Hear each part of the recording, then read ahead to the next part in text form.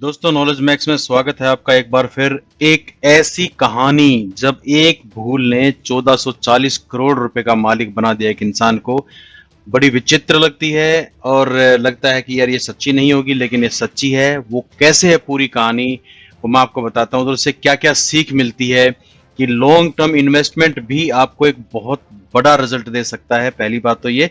और दूसरी बात और क्या सीख मिलती है, वीडियो के एंड में मैं आपको जरूर बताऊंगा। और उसके बगैर इन्वेस्टमेंट करना बड़ा बेकार है, बड़ा गलत है। तो दोस्तों, जब एक भूल ने बनाए 1440 करोड़ रुपए, तो मैं आपको इसके बारे में बता रहा हूं। पहले एक डिस्क्लेमर जो हम जनरली देते हैं, यूट्यूब की रिक्वायरमेंट है, तो आप इसको होल्ड करके पढ़ सकते हैं वीडियो को।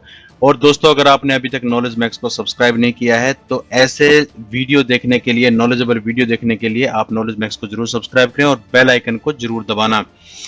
दोस्तों, ये कहानी है बाबू की, जो केरला के रहने वाले हैं। 1978 में उन्होंने एक कंपनी में 2.8% का अपना स्टेक खरीदा, लगभग 3500 शेयर खरीदे, जिस कंपनी का नाम था Mewar oil and general mills. ये था कंपनी का नाम दोस्तों, Mewar oil and general mills. Udaipur की ये कंपनी थी। 1978 में इन्होंने 2.8% का अपना एक उसमें शेयर खरीदा। तब तक ये कंपनी लिस्ट नहीं हुई थी, और ये इस कंपनी के सामान के डिस्ट्रीब्यूटर थे केरला में। तो इन्होंने इस कंपनी में 2.8% का स्टेक खरीदा। और 1978 में खरीदे गए वो शेयर किस तरीके से 1448 करोड़ के हो गए, और अब इनको क्या दिक्कत आ रही है, वो सारी चीजें मैं आपको अगले इसमें बताने वाला हूं। दोस्तों, हुआ क्या, बाबू जॉर्ज वाल्वी नाम के इन आदमी ने, जो मेवाड़ मिल्स के एक डिस्ट्रीब्यूटर थे, 1978 में इन्होंने शेयर खरीदे। और 2015 में इनके जो पुत्र थे, उनको ढूंढते ढूंढते कुछ पता चला कि यार उनके पास कुछ सर्टिफिकेट पड़ा है। जब उस सर्टिफिकेट को देखा गया, तो इन्होंने देखा कि मेवाड़ मिल्स के शेयर खरीदे हुए हैं 1978 में। और वो कार्वी कंसल्टेंट उसका रजिस्ट्रार होता था। तो उसका जो बेटा था, वो उस शेयर को लेके कार्वी कंसल्टेंट के पास गया। कार्वी कंसल्टेंट्स ने कहा कि ये कंपनी तो लिस्ट हो गया मार्केट में, और इसका नाम हो गया पाई इंडस्ट्रीज। और पीआई इंडस्ट्रीज को दोस्तों सब जानते हैं। आज की डेट में इसका शेयर चल रहा है 3295 रुपए का। ये है शेयर की कीमत। और उनके पास तो कंपनी के 2.8% का स्टेक है, जो 2015 में उनको पता। तब से वो कानूनी लड़ाई लड़ रहे हैं, क्योंकि कंपनी ने इनको कहा कि ऐसा हमारे पास कोई शेयर नहीं है।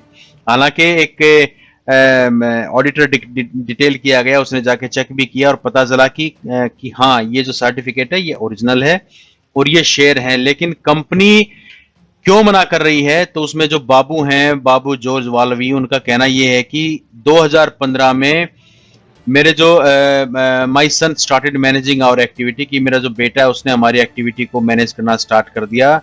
और जब उसको सर्टिफिकेट मिला, तो उन्होंने कार्वी कंसल्टेंट में अप्रोच किया और कहा कि आप हमारे शेयर डीमेट में डाल दीजिए।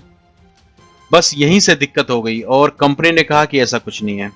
तो ये लड़ाई लड़ते रहे, और आज की जो सिचुएशन है, ये लेके चले गए उसको सेबी के पास। अब ये सेबी को कह रहे हैं कि आप इसमें इंटरवीन कीजिए, क्योंकि सेबी ही है जो security and exchange board of India है, वो ये डिसाइड करेगी अब कि कंपनी इनके शेयर क्यों नहीं दे रही है, और ये शेयर इनको मिलने चाहिए कि नहीं मिलने चाहिए।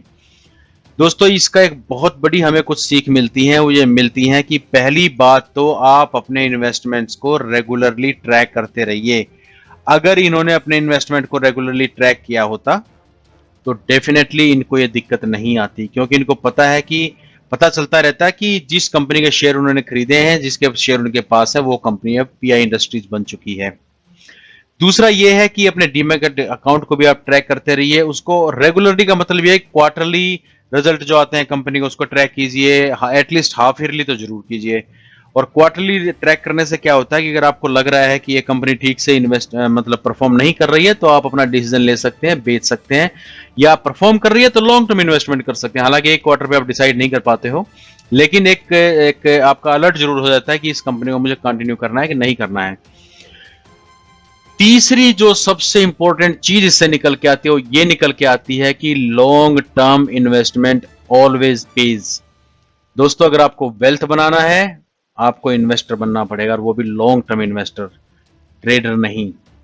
तो आप लॉन्ग टर्म इन्वेस्टमेंट कीजिए, डेफिनेटली आपका वेल्थ क्रिएट होगा। ये सीख मिलती है इस इन्वेस्ट में। दोस्तों, नॉलेज मैक्स को सब्सक्राइब करना। टेक केयर, जय हिंद।